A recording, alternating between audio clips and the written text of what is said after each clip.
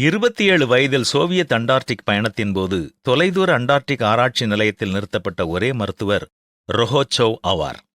April 29ஆம் தேதி 1961ஆம் ஆண்டு அவருக்கு கடுமையான குடல் அழற்சி இருப்பது கண்டறியப்பட்டது.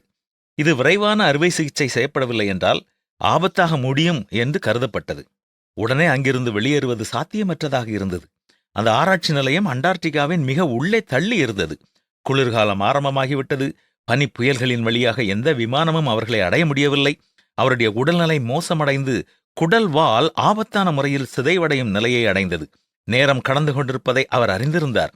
வேறு வழி இல்லாமல் டாக்டர் ரொஹோச்சோவ் தனக்குத்தானே அறுவை சிகிச்சை செய்ய முடிவு செய்தார். இல்லையெனில் மரணம் கிட்டத்தட்ட உறுதியாகிவிடும் என்ற நிலையில் எடுக்கப்பட்ட ஒரு மகத்தான முடிவு அது. மே 1ஆம் தேதி ஒரு வானிலை ஆய்வாளர் மற்றும் மருத்துவ பயிற்சி இல்லாத ஒரு ஓட்டுநரின் உதவியுடன் அவர் தொடங்கினார். அவர்கள் அவருக்கு கருவிகளை கொடுத்தார்கள். பார்வைக்கு ஒரு கண்ணாடியை பிடித்தனர். தேவைப்பட்டால் மருந்து கொடுக்க தயாராக நின்றனர். வயிற்று பகுதி மட்டும் மயக்க மருந்தின் கீழ் இருக்கும் பொழுது ரொஹோச்சோவ் தன்னுடைய வயிற்றில் ஒரு கீறலைச் செய்தார். அறுவை சிகிச்சை கிட்டத்தட்ட 2 மணி நேரம் நீடித்தது. தீவிர கவனம் மற்றும் உடல் ரீதியான சவாலான காலம் மற்றும் அவருடைய பெருங்குடலில் ஏற்பட்ட தற்செயலான காயத்தை தைக்க வேண்டியதிருந்ததும் இதில் அடங்கும். மிகுந்த சிரமம் மற்றும் வளர்ந்து வரும் பலவீனம் இருந்தபோதிலும் அவர் தன்னுடைய குடல்வால் பகுதியை வெற்றிகரமாக அகற்றினார்.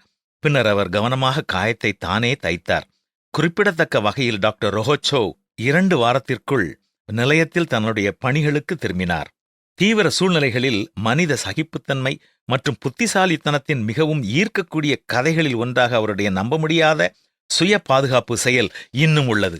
நாம் வேண்டிக் கொள்கிறதற்கும் நினைக்கிறதற்கும் மிகவும் அதிகமாய் நமக்குள்ளே கிரியை செய்கிற வல்லமையின்படியே நமக்கு செய்ய வல்லவராகிய இயேசு கிறிஸ்து சிலுவையில் நமக்கு சம்பாதித்துக் கொடுத்த ஸ்லாக்கியம் நம்மை அபாரமாக சிந்திக்கவும் செயல்படவும் வைக்கும். அவரை விசுவாசிக்கும் விசுவாசிகளுக்கு இத்தகைய வல்லமை கொடுக்கப்பட்டு இருப்பதால் எந்த சூழ்நிலையும் நம்மை மேற்கொள்வதில்லை என்ற நம்பிக்கையோடு இந்த நாளிலும் நாம் செயல்படுவோமா?